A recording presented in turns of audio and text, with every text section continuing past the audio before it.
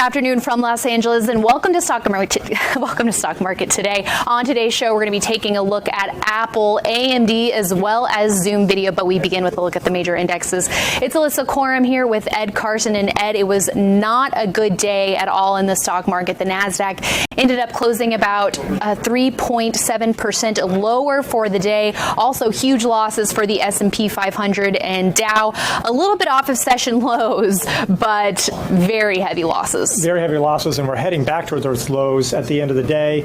Obviously, the action seemed to be mostly related to coronavirus cases, really that they were spreading outside of China. Big increases in Korea, Italy, Iran. So that's raising concerns about a much longer, deeper, wider production shutdowns that could really start impacting as inventories run out. All the little parts. Really negative action. Had the real feel of what we call a vertical violation. Really sharp drop. I mean, not like a steady little drop, because sometimes you get a pullback. This is really a violent action. This is 3% moves on all the major indexes, all closing below the 50-day line.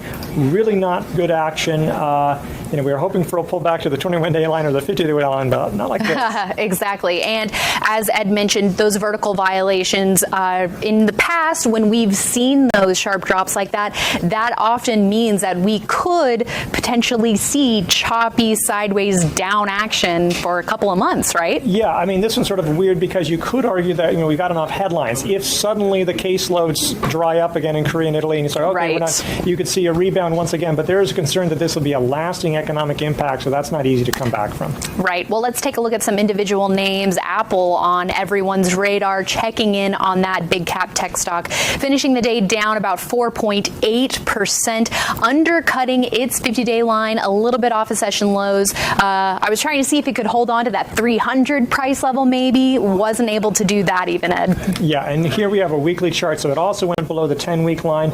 Over the weekend, I was looking like maybe this would be a possible rebound area where it could rebound, provide a new buying opportunity. Doesn't look like that right now. The question is, can it get back at least close to the 10-week line by the end of the week?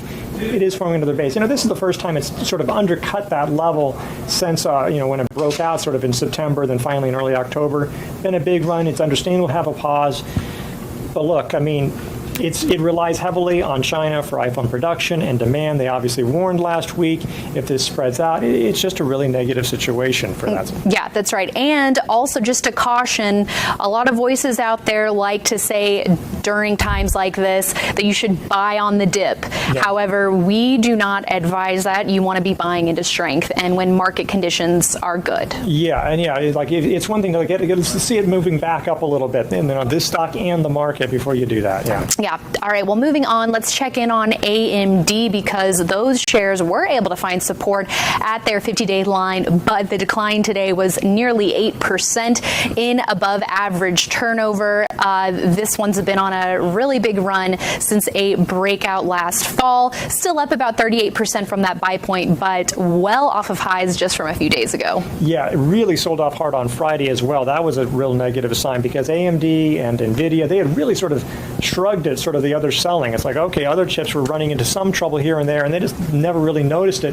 But really harsh action here. It might have closed below the 10-week line. This is going to be an interesting area to test to see if AMD, which really was one of the first chips to lead in early 2019, if this can continue, or just another sign when you have these big leaders. I mean, they were huge weights in the market, Apple and AMD.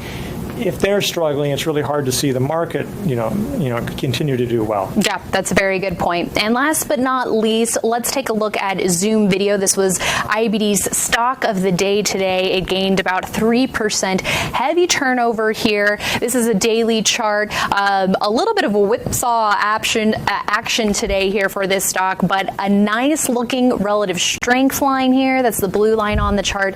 That, of course, measuring price performance versus the S&P 500. So again, a bit of a bright spot here, although once again, not a great time to be buying, and Zoom Video has earnings around the corner too. Yeah, they have earnings next week or so. I mean, it's benefiting from the coronavirus because people are doing, conference calls, some of these big conferences are being canceled, so they might be doing that. And you might see a lasting effect. One, people might be downloading Zoom and getting used to it, and maybe they'll just use it more often when they wouldn't have. And, it's just a helpful sign going forward for them. But it's just not great. The whipsaw action, it's probably something to keep your eye on because of the relative strength. But again, you want a stronger market, and earnings are coming up. Yeah, one of the few beneficiaries of this coronavirus outbreak. We'll keep an eye on it.